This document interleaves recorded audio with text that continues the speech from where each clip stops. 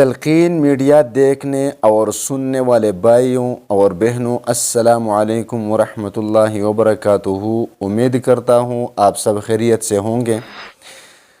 تو آج میں آپ لوگوں کو حاجت کے لیے سورہ مزمل شریف کا وظیفہ بتاؤں گا۔ اس سورت کے بہت سارے خواص اور فضائل ہیں اور اس کے وظائف مختلف طریقوں سے پڑھے جاتے ہیں۔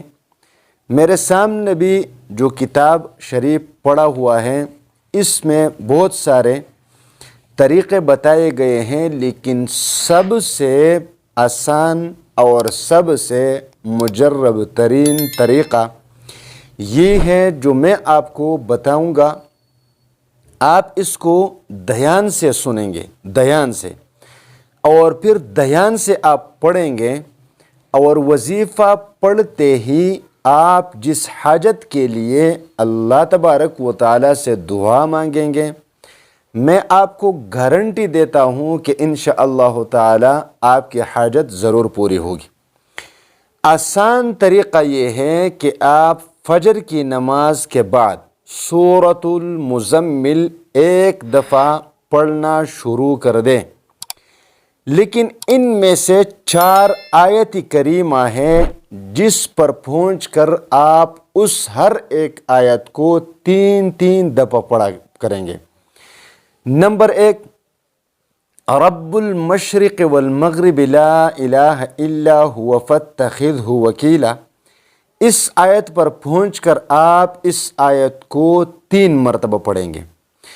پھر دوسرا آیت آئے گا، واللہ یقدر اللیل والنہار۔